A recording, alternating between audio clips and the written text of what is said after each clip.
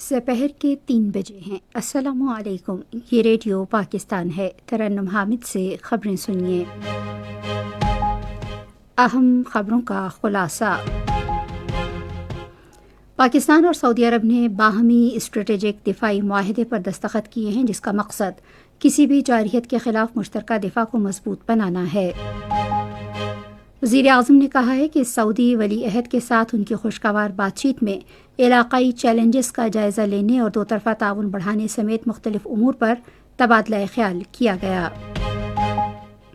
وزیر پیٹرولیم نے کہا ہے کہ آئل سپلائی چین کی ڈیجیٹائزیشن شفافیت کو بڑھانے اور خامیاں دور کرنے کے لیے ضروری ہے۔ اقوام متحدہ میں پاکستان نے افغان حکام پر زور دیا ہے کہ وہ انسداد دہشت گردی سے متعلق اپنی بین الاقوامی ذمہ داریاں پوری کریں۔ صدر اور قائم مقام صدر نے ممتاز کشمیری رہنما پروفیسر عبدالغنی بھٹ کی وفات پر گہرے دکھ اور افسوس کا اظہار کیا ہے۔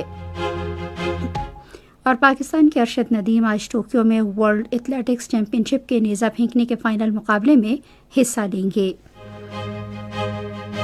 اور اب خبریں تفصیل کے ساتھ۔ پاکستان اور سعودی عرب نے باہمی اسٹریٹجک دفاعی معاہدے پر دستخط کیے ہیں، جس کا مقصد دونوں ممالک کے درمیان دفاعی تعاون کو فروغ دینا اور کسی بھی جارحیت کے خلاف مشترکہ دفاع کو مضبوط بنانا ہے۔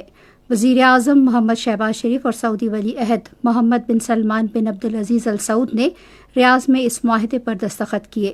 معاہدے کے مطابق دونوں میں سے کسی بھی ملک کے خلاف حملے کو دونوں ملکوں کے خلاف جارحیت تصور کیا جائے گا۔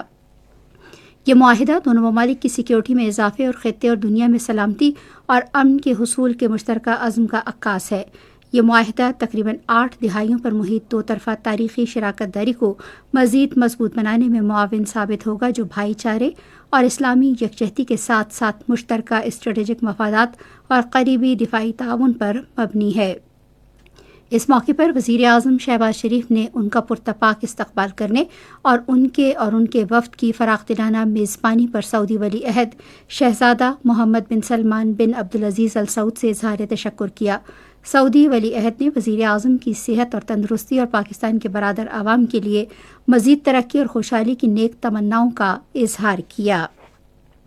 وزیر اعظم شہباز شریف نے کہا ہے کہ سعودی ولی عہد شہزادہ محمد بن سلمان کے ساتھ ان کی خوشگوار بات چیت میں علاقائی چیلنجز کا جائزہ لینے اور دو طرفہ تعاون بڑھانے سمیت مختلف امور پر تبادلہ خیال کیا گیا۔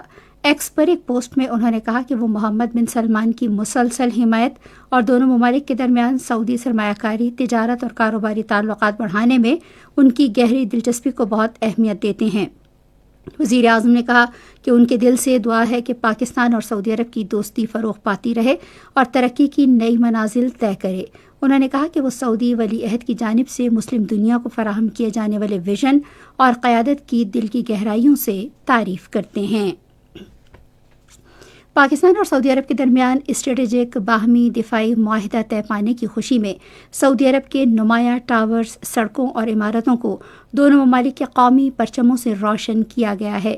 عوامی تقاریب کے علاوہ اہم کامیابیوں کو نمایاں کر کے اس معاہدے کی اہمیت کو اجاگر کیا گیا۔ اس جذبہ خیر سگالی سے پاکستان اور سعودی عرب کے درمیان گہرے تعلقات کو بھی اجاگر کیا گیا، جو بھائی چارے اور اسلامی یکجہتی کے بندھن کے عکاس ہیں۔ پرچموں کے ذریعے دونوں ممالک کے عوام اور حکومتیں متحد ہیں۔ وزیر پیٹرولیم علی پرویز ملک نے اوگرا پر زور دیا ہے کہ وہ پیٹرولیم شعبے کی پائیداری یقینی بنائے۔ انہوں نے اسلام آباد میں اوگرا کے ہیڈ آفس کے دورے کے دوران کہا کہ آئل سپلائی چین کی ڈیجیٹائزیشن شفافیت کو بڑھانے اور خامیوں کو ختم کرنے کے لیے ضروری ہے۔ قومی غذائی تحفظ کے وزیر رانا تنویر حسین نے کہا ہے کہ حکومت نے حشرات سے فصلوں کے نقصانات کو کم کرنے کے لیے تمام متعلقہ محکموں کو متحرک کیا ہے اور کاشتکاروں کے لیے آگاہی مہم شروع کی ہے۔ اسلام آباد میں ایک اجلاس کی صدارت کرتے ہوئے انہوں نے کسانوں کو یقین دہانی کرائی کہ حکومت ان کی تکنیکی معاونت کرے گی اور متعلقہ اداروں کے ذریعے تعاون کو بھی یقینی بنائے گی۔ یہ خبریں آپ ریڈیو پاکستان سے سن رہے ہیں۔ پنجاب ڈیزاسٹر مینجمنٹ اتھارٹی نے کہا ہے کہ صوبے بھر کے دریاؤں میں پانی کا بہاؤ معمول پر ہے اور سیلاب زدہ علاقوں میں پانی کی سطح تیزی سے کم ہو رہی ہے۔ پی ڈی ایم اے کے ترجمان کے مطابق دریائے سندھ، جہلم، راوی اور چناب کے ساتھ ساتھ پنجنن میں بھی بہاؤ معمول کی سطح پر ہے، تاہم دریائے ستلج میں گنڈا سنگھ والا میں درمیانے درجے جبکہ سلیمان کی اور اسلام ہیڈ ورکس میں نچلے درجے کا سیلاب برقرار ہے۔ انہوں نے کہا کہ صوبائی وزیر اعلیٰ کی ہدایات کے مطابق ضلع انتظامیہ انتہائی چوکس ہے اور متاثرہ علاقوں میں امدادی سرگرمیاں جاری ہیں۔ خیبر پختونخوا میں شدید بارشوں سے زیریں چترال میں سیلابی صورتحال کا سامنا ہے، جس کے باعث مارخور ویو پوائنٹ اور بلفوک غوریر نالوں کے مقام پر گرم چشمہ روڈ متاثر ہوئی ہے۔ ریسکیو 1122 کی ٹیمیں ضلع انتظامیہ کے ساتھ متاثرہ علاقوں میں امدادی سرگرمیوں میں مصروف ہیں۔ وزیر اعلیٰ خیبر پختونخوا علی امین گنڈاپور نے کہا ہے کہ دہشت گردوں کا صفایا کرنے کے لیے ضلع باجوڑ کے منتخب علاقوں میں صرف ٹارگیٹڈ آپریشن کیا گیا ہے۔ آج اسلام آباد میں ایک اجلاس کی صدارت کرتے ہوئے انہوں نے کہا کہ ٹارگیٹڈ آپریشن کے دوران بے گھر ہونے والے بیشتر افراد اپنے آبائی علاقوں کو واپس جا چکے ہیں۔ وزیر اعلیٰ نے باجوڑ آپریشن کے متاثرہ افراد کو مالی معاوضے کی فراہمی پر زور دیا۔ انہوں نے دہشت گردی کے چیلنج سے نمٹنے کے لیے عبوری افغان حکومت کے ساتھ بات چیت شروع کرنے کی ضرورت پر بھی زور دیا۔ سندھ کے وزیر اعلیٰ سید مراد علی شاہ نے دریائے سندھ پر گھوٹکی کند کوٹ پل پر تعمیراتی کام دوبارہ شروع کرنے کی ہدایت کی ہے، جو سیلاب اور دیگر مسائل کی وجہ سے روک دیا گیا تھا۔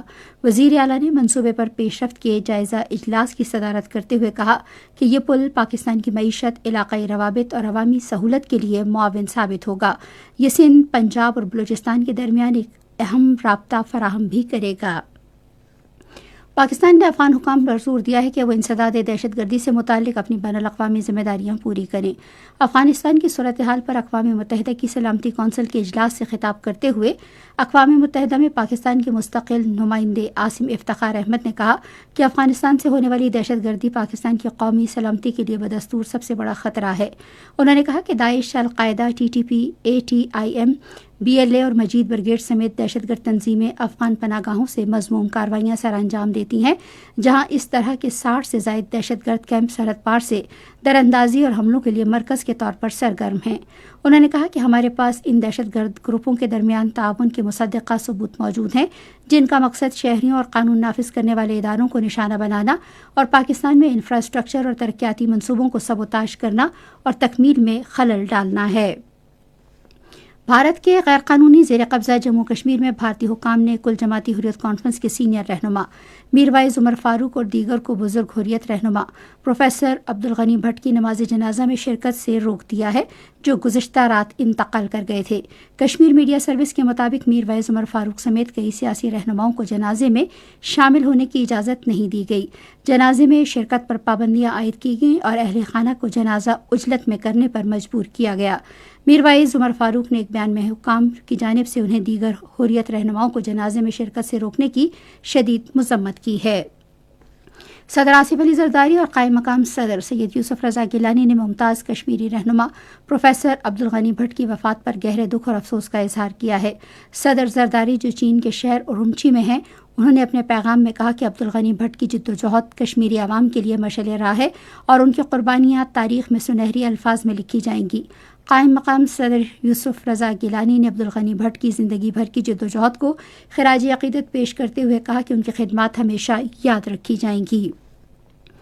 پاکستان کے ارشد ندیم آج ٹوکیو میں ورلڈ ایتھلیٹکس چیمپئن شپ 2025 کے نیزہ پھینکنے کے فائنل مقابلے میں حصہ لیں گے۔ فائنل مقابلے کے لیے مجموعی طور پر 12 کھلاڑیوں نے کوالیفائی کیا ہے۔ مقابلہ پاکستان کے معیاری وقت کے مطابق سپہر 3:23 پر شروع ہوگا۔ اور T20 ایشیا کپ میں آج ابوظہبی میں سری لنکا کا مقابلہ افغانستان سے ہوگا۔ میچ شام 7:30 بجے شروع ہوگا۔ اور اب موسم کی صورتحال۔ محکمہ موسمیات کی پیشگوئی کے مطابق آئندہ 12 گھنٹے کے دوران بالائی خیبر پختونخوا، اسلام آباد، خطہ پوٹوہار اور کشمیر میں گرج چمک کے ساتھ بارش کا امکان ہے۔ اس دوران خیبر پختونخوا، خطہ پوٹوہار، کشمیر اور ملحقہ پہاڑی علاقوں میں کہیں کہیں شدید بارش اور ژالہ باری کی توقع ہے۔ ملک کے دوسرے حصوں میں موسم گرم اور خشک رہنے کا امکان ہے۔ آج ریکارڈ کیا گیا بعض شہروں کا زیادہ سے زیادہ درجہ حرارت: Islamabad 32 degree centigrade, Lahore 36، Karachi 33، Peshawar 28، Quetta 27، Gilgit 29، Murree 22، Muzaffarabad 25، جبکہ سری نگر 26، جموں 32 اور لیہ میں 13 ڈگری سینٹی گریڈ ریکارڈ کیا گیا۔ آخر میں خاص خبروں کے خلاصے پر ایک نظر۔ پاکستان اور سعودی عرب نے باہمی اسٹریٹجک دفاعی معاہدے پر دستخط کیے ہیں جس کا مقصد کسی بھی جارحیت کے خلاف مشترکہ دفاع کو مضبوط بنانا ہے۔ وزیر اعظم نے کہا ہے کہ سعودی ولی عہد کے ساتھ ان کی خوشگوار بات چیت میں علاقائی چیلنجز کا جائزہ لینے اور دو طرفہ تعاون بڑھانے سمیت مختلف امور پر تبادلہ خیال کیا گیا۔ اور پاکستان کے ارشد ندیم آج ٹوکیو میں ورلڈ ایتھلیٹکس چیمپئن شپ کے نیزہ پھینکنے کے فائنل مقابلے میں حصہ لیں گے۔ خبریں ختم ہوئی۔ مزید خبروں اور تجزیوں کے لیے آئیے ہماری ویب سائٹ پر radio.gov.pk اور فیس بک کے link radio Pakistan news official پر براہ راست ویڈیو سٹریمنگ بھی ملاحظہ کیجیے۔